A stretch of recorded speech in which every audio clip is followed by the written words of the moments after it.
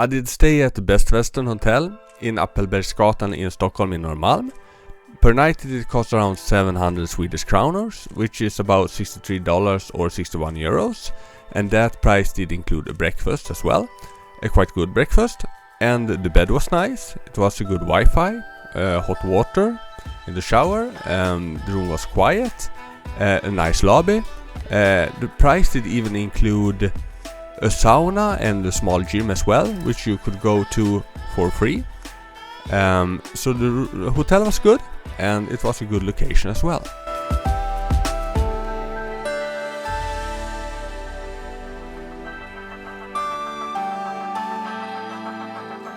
Next I did go to the Medelhavsmuseet, which translates to the Mediterranean Sea Museum, and it did cost around 160 Swedish kronor, which is about $14 or 14 euros.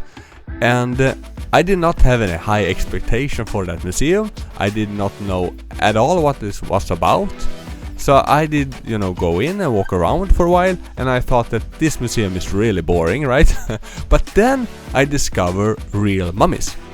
2,300 years old mummies, and not only human mummies, which did also lay in their sarcophagus, but they did also have cat mummies and dog mummies, and even bird mummies, right?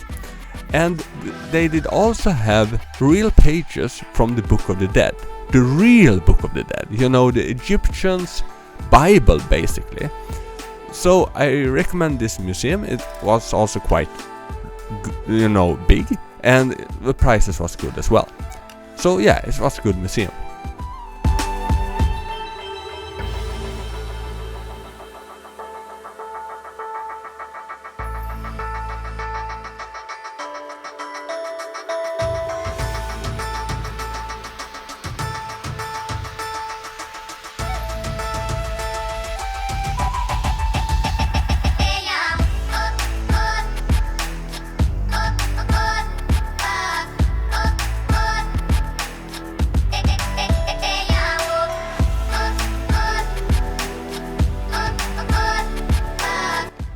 Next I did go to the Paradox Museum, which is basically an optical illusion museum, if you've ever been to one of them before.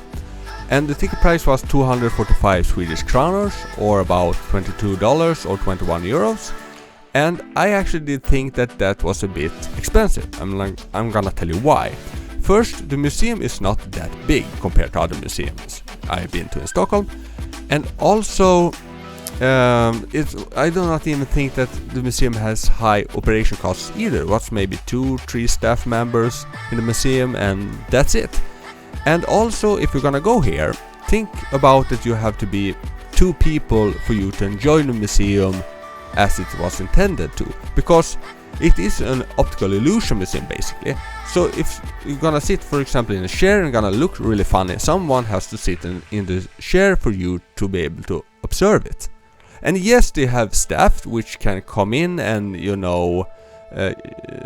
do that, but it's not the same thing, and also they can be busy. So if you are 2 people and you're willing to pay a little bit of a higher ticket price, yeah, then this museum is a good museum. But otherwise, I would stay clear.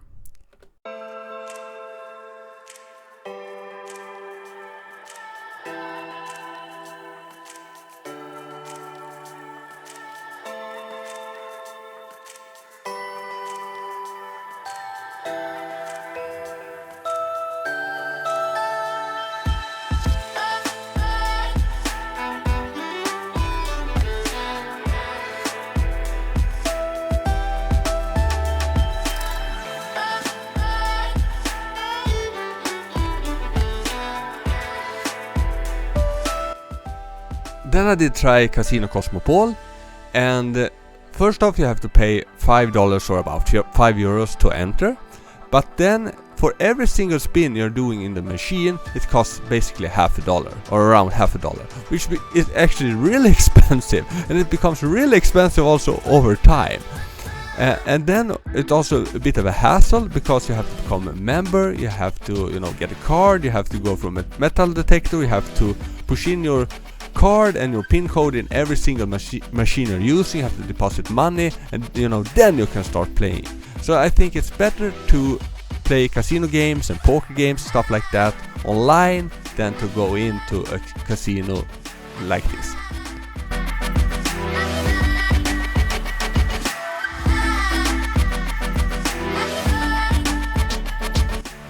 About 1 hour car drive outside Stockholm, outside the city called Västerås, there is a place called Anundshög, which is Sweden's biggest grave hill. Not graveyard, grave hill. A hill with a lot of people buried in it. And it was constructed 1600 years ago. It is 9 meters high, and yes, you can go on top of it as well. It is allowed. And there are also real rune stones, which is basically 1000 years old, beside it as well. And it is completely free to enter, and also free parking as well. So if you're gonna pass it by, well, you can check it out. It's really interesting.